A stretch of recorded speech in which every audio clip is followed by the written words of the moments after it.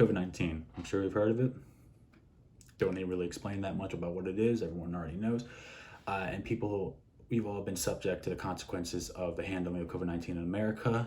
So I feel like we should all be a little bit more educated on why this is happening, why other countries are doing way better than us, and why it's taking so long for everything to get back to normal. So today I brought two causes and two effects on what is happening today in America.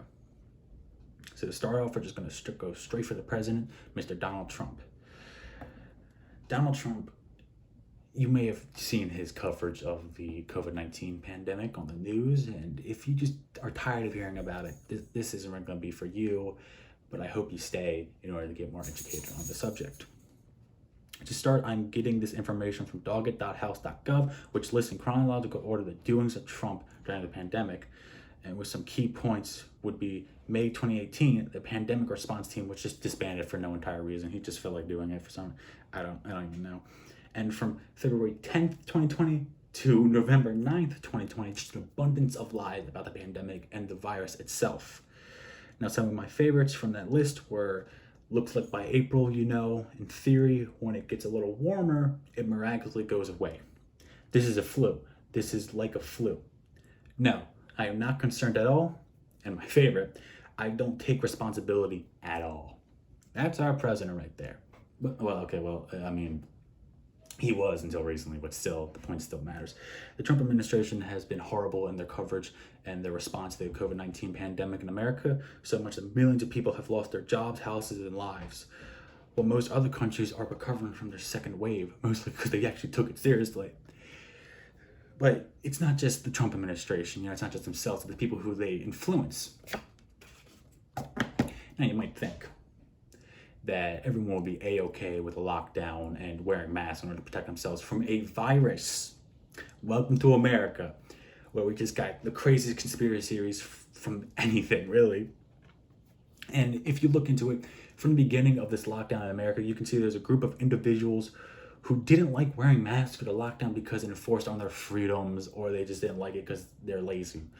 Now you might think that these people would be condemned by everyone, but nope, instead it became a political issue where one side's like, we need masks and we need to be locked down so we can stay safe and, recover from this. And the other side, it's just a flu, get over it.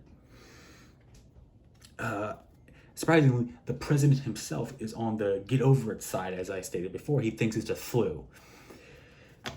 And a statement from him suggests that wearing a mask is a political statement against him, and then he mocked Biden for wearing a mask for the first election debate between themselves.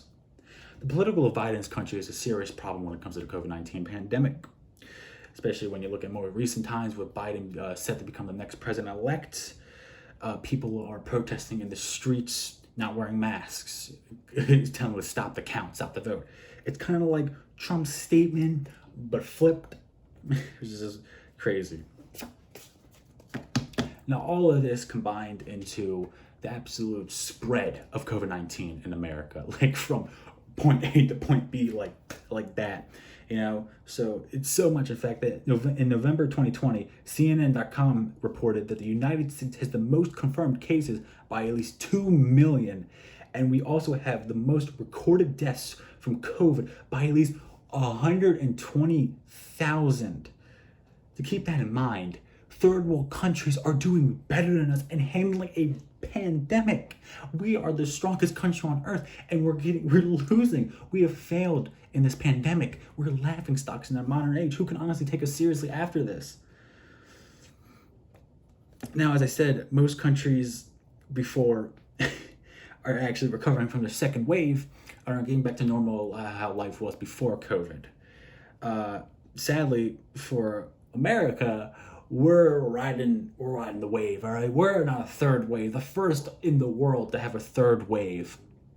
And we're just spiking up those numbers, baby. We're hitting 100,000 cases per day. And Texas has been living large. They have had 1 million cases so far, which is just insane.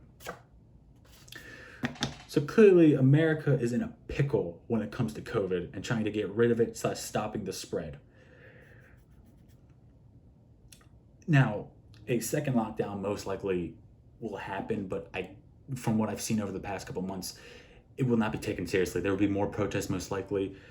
It will probably cause more problems than solve some.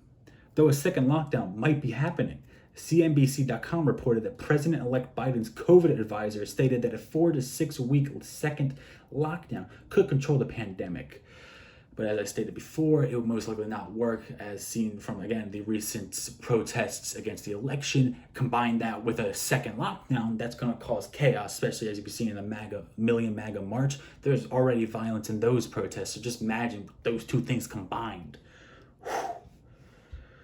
What seems to be the only option left is to just wait for a vaccine, which Donald Trump has been just spreading lies about from the beginning of this to like a couple days ago.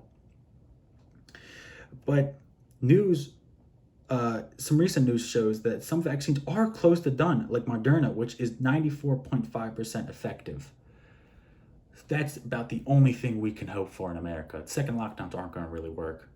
So that's really about it. That's the pickle we're in America. The only option we have left is just to wait for a vaccine to be 100% approved and shipped out to everyone in America. There's no real second lockdown choice. We can have it, but it won't help. So I hope this has helped you gain some more information and some reasonings onto why this has happened to us in America. And I hope you stay safe out there. Thank you.